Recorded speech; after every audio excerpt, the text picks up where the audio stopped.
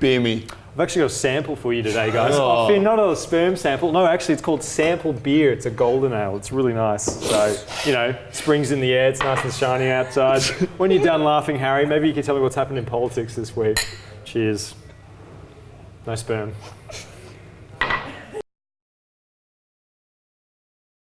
So it's been a bad week for saggy chins. Earlier this week, the Liberal Party whip and perpetual chin that we spoke about last week, Scott Buckholz, got fired after he made some pretty ridiculous comments about his colleague Kelly O'Dwyer and her breastfeeding in parliamentary time. Now, we're going to talk about this a little bit more later on, but it's part of a wider effort by the government to kind of stamp out old white men who have got a problem with women. And the other thing that happened this week was the government released its anti-radicalisation pamphlet. So this is something it's been working on for a little while in response to kind of the rise of terrorism and religious extremism and, you know, people going over to Syria to fight for ISIS, basically. But one of the case studies that was included in the pamphlet was about a girl called Karen, and it's been causing a lot of controversy. So Karen comes from a loving family and she goes off to university, she starts listening to some alternative music, she gets involved with student politics, and suddenly she's going to environmental protests and she becomes an environmental activist slash terrorist in the government's eyes. And I mean, like, I don't know, Brendan listens to a lot of alternative music. And you go to environmental protests. Yeah, are we terrorists? I don't know. According to the government, maybe yes. So this week it's all been about rebranding for the government, and that started with a complete overhaul of cabinet. So we've got 3 new women in cabinet, so the lady quota has increased, and we've also got our first female defence minister. And these women have all been promoted at the expense of some really crusty old Canberra fossils, the blokes.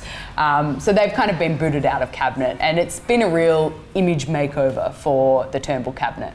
And these old blokes weren't just Tony Abbott's supporters. There was a lot of old Turnbull supporters in there who also got the boot. And with this, they've kind of shifted their attitudes to some of the old policies that weren't working. So the most high profile one of those was the higher education reforms, which Christopher Pyne had tried so hard to get through the Senate, but had really got nowhere. Yeah, so they've scrapped that. But they've also looked at announcing one really big new policy about domestic violence. So since Rosie Batty was made Australian of the Year last year after she came out really publicly and spoke about the death of her son at the hands of his father, domestic violence has been a really hot topic in Australia. And that's not to say it's not a worthy topic and an important topic that we should be talking about, but it is something that no politician wants to be seen as not being on board with. So Malcolm Turnbull said that he was going to pledge an extra $100 million to the cause, but probably more important than that, he really changed the language behind domestic violence.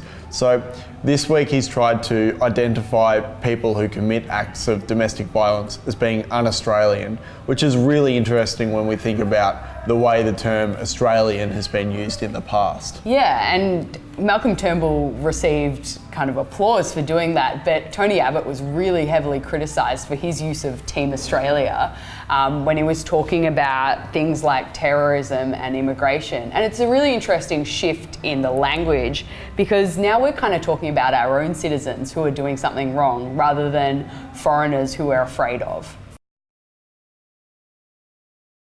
So our dumb question this week comes from Rachel, who's asked us, what happens to politicians when they get put out to pasture? Now this is a pretty hot topic this week as the former Treasurer Joe Hockey has resigned from politics altogether. But things are probably looking up for him anyway, because a lot of politicians leave politics and go into some pretty high profile ambassador jobs. That's where they get to go off to a foreign country and effectively take part in a lot of photos and get paid a lot of money for it. So, for instance, Kim Beazley, who's the former leader of the Labor Party, he's currently the ambassador to Washington. The Victorian Premier from a few years ago, Steve Bracks, he's currently in New York. And there's a heap of others who have been all around the world, like Rome and London.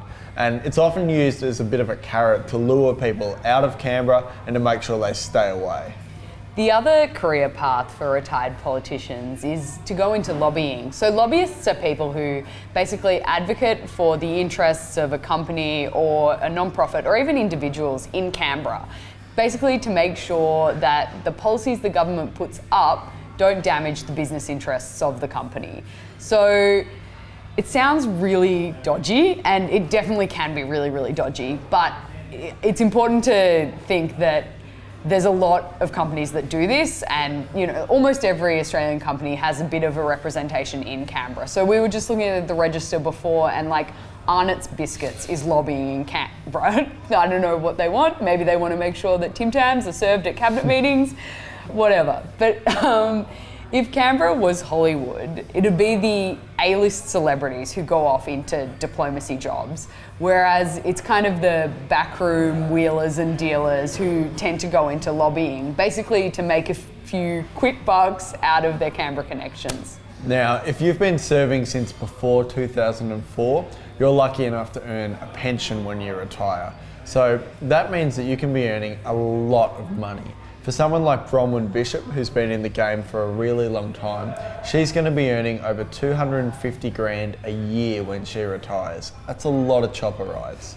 It is. But for politicians who entered Parliament after 2004, they have the same superannuation arrangements as you and I. So basically, a portion of their salary gets put away for them to retire on. That's all from us at Politics at the Belleville this week. You won't see us next week because Victorian Premier Daniel Andrews has decided that we get a public holiday for grand final leave. Woohoo! But we'll be back the week after. I'm Brendan. I'm Harriet. Thanks for watching.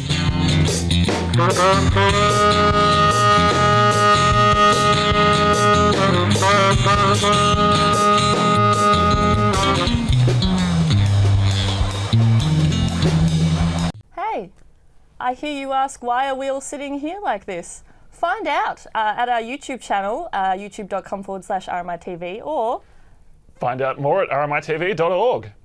do it. Yeah.